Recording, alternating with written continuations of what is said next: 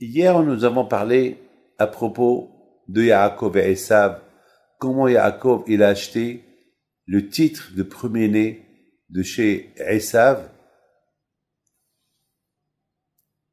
avec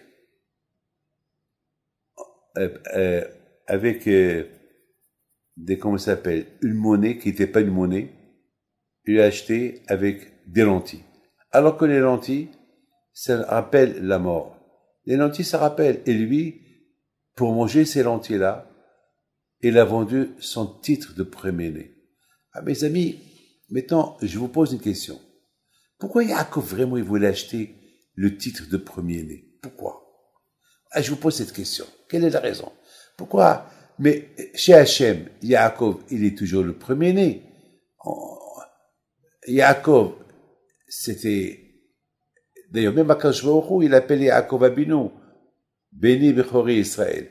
Il appelle mon fils le premier-né. Donc, quelle est la raison pourquoi Yaakov, il a acheté? Mais en plus, il lui vend avec des lentilles.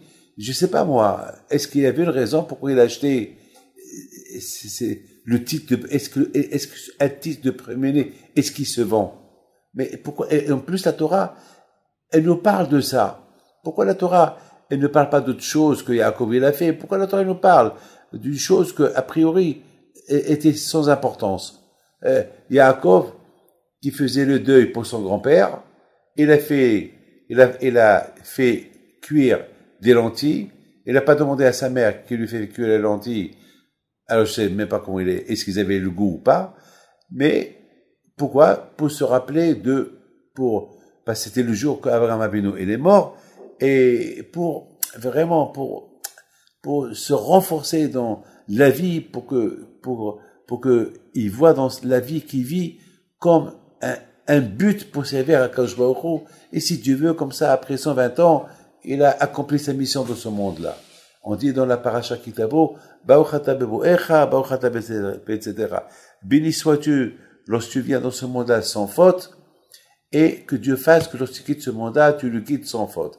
Très bien, mais je comprends pas pourquoi, c'est bien ce que Yaakov a fait, mais pourquoi il a acheté les lentilles? Non, pardon, pourquoi il a acheté avec des lentilles le titre du premier-né? Mais on s'en fout. On s'en fout. En plus, il y avait ni papier ni rien. Vis-à-vis du bon Dieu, Yaakov, c'est le premier-né. C'est tout. Mes amis, là, il y a un message. Et c'est quoi le message?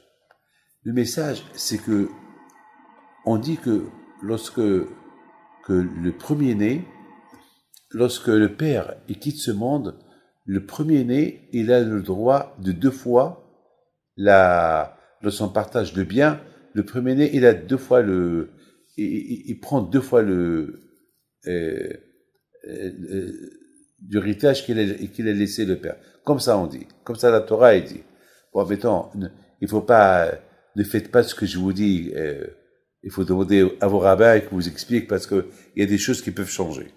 Donc, moi, je vous dis ce que la Torah dit, mais beaucoup de fois, le papa, il peut laisser un testament, il peut dire, je vais laisser tant à celui-là, tant à celui-là, tant à celui-là.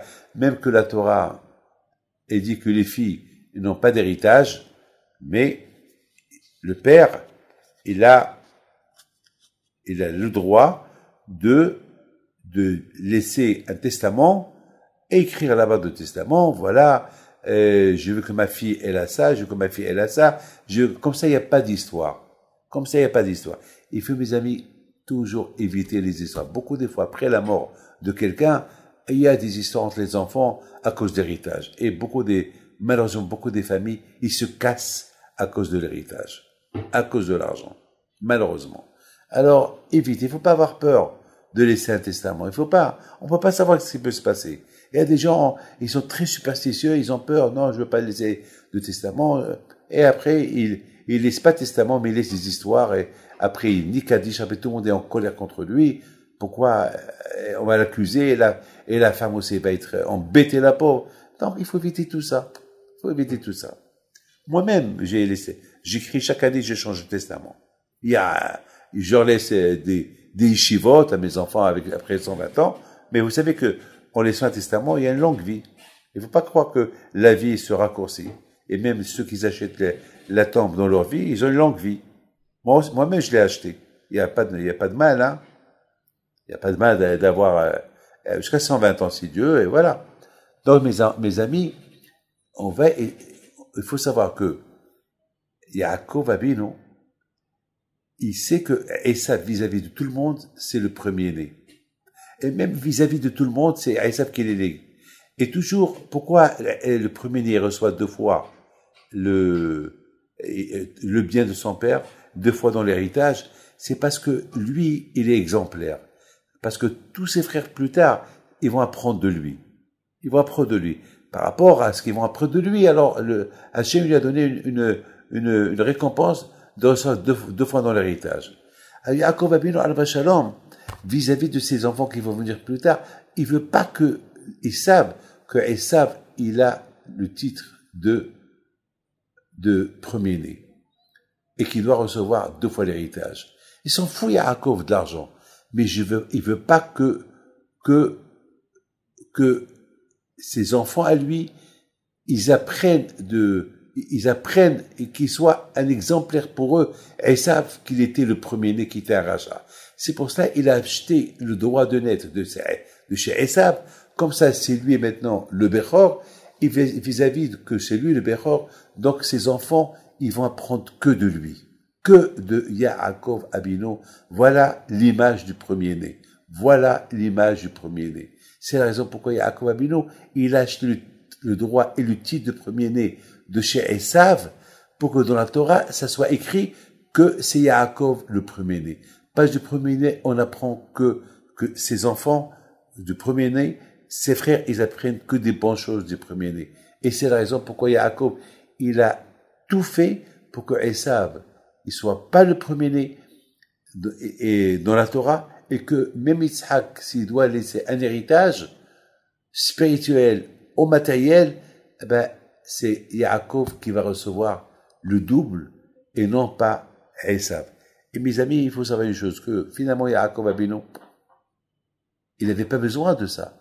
Mais par rapport à ce que le droit de premier-né représente, Yaakov Avinu Alav Shalom, il a acheté le droit de premier-né, au moins que ça soit écrit dans la Torah, comme ça, les enfants, plus tard, dans toutes les familles juives, on saura que le premier-né, il a une obligation d'être un bon tzaddik, afin que tout le monde va apprendre de lui.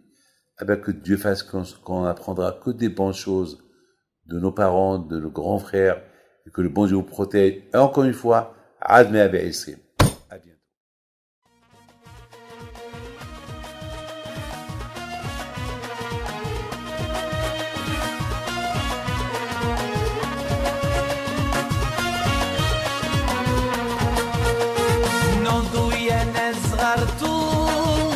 على ربيع حيم بنتو وقف لنا زي خو